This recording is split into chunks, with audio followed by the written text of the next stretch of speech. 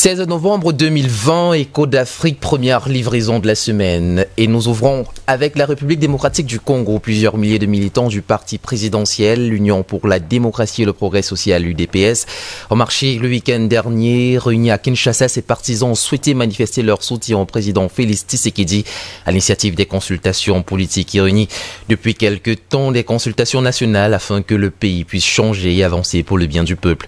Le président congolais propose des consultations et reçoit dans ce cadre des personnalités politiques et publiques congolaises en vue de constituer une union de la nation en pleine crise avec le compte de son prédécesseur Joseph Kabila.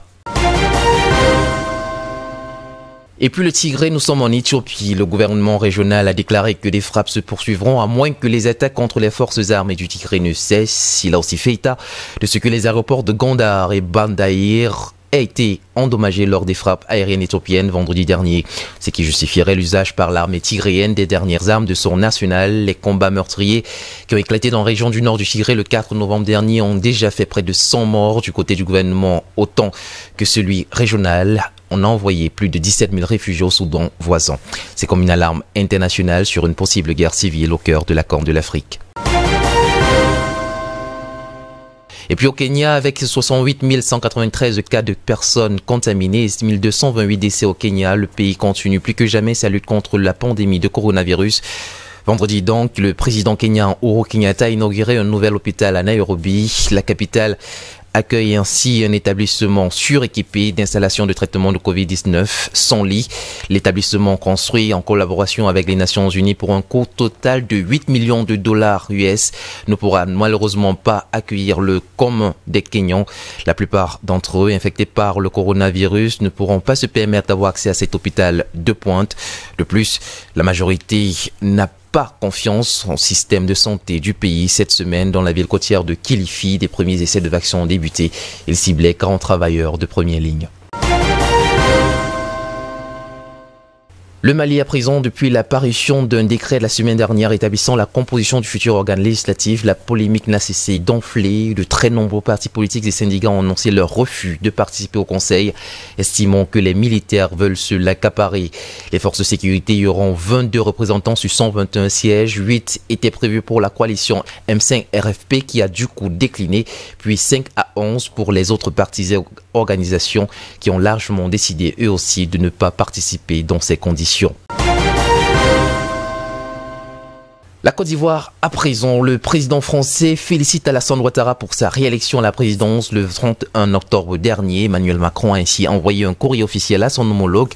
Dans celui-ci, il appelle au dialogue dans le pays. Le président français aborde ensuite la situation très tendue et encourage les discussions lancées cette semaine entre Ouattara et Béthié. En Tanzanie, Tundu Lissu poursuit son combat. Il est de retour en Europe, revenu d'exil après avoir miraculeusement survécu à un attentat en 2017. Le principal opposant au régime de John Magufuli a de nouveau quitté son pays pour se réfugier cette fois-ci en Belgique. De nouvelles menaces physiques ont accompagné sa défaite à la présidentielle du 28 octobre dernier. Selon lui, la situation en Tanzanie est très dangereuse, ce qui le pousse à la fuite. Mais nous continuerons notre combat pour la démocratie, a-t-il affirmé. John Magufuli a été réélu à une écrasante majorité, cumulant 80% des voix, tandis que son parti a, lui, confisqué 97% des sièges du Parlement. Cette victoire écrasante s'inscrit dans la droite ligne d'un premier mandat caractérisé par un net recul des libertés fondamentales et une multiplication des attaques contre l'opposition, selon des organisations de défense des droits de l'homme. Et on achève ce tour de l'Afrique au Sahara occidental. Il s'agit là d'une réaction à l'opération militaire marocaine lancée vendredi dernier dans la zone tampon de Guerguerat, menée pour rouvrir la route qui conduit vers la Mauritanie voisine. Après 3 semaines de blocage routier, la voie a donc été débloquée samedi dernier. En réponse, le Front Polisario a décrété l'état de guerre et la fin du cessez-le-feu signé en 1991 sous l'égide de l'ONU. Le secrétaire général reste déterminé à faire tout son possible pour éviter l'effondrement du cessez-le-feu en vigueur depuis le 6 septembre 1991, tout comme à lever tous les obstacles à la reprise du processus politique. Vaste étendue désertique de 266 000 km² bordant la côte atlantique au nord de la Mauritanie, le Sahara occidental est le seul territoire du continent africain dont le statut postcolonial n'a toujours pas été réglé. La République arabe sahraoui démocratique a été proclamée en 1976 par les indépendantistes du Polisario. Et c'est avec cette information que nous refermons ces premiers échos de la semaine. Écho d'Afrique, c'est fini. Mais la suite des programmes reprise. Mais les programmes continuent sur DBS Télévision. Restez coachés.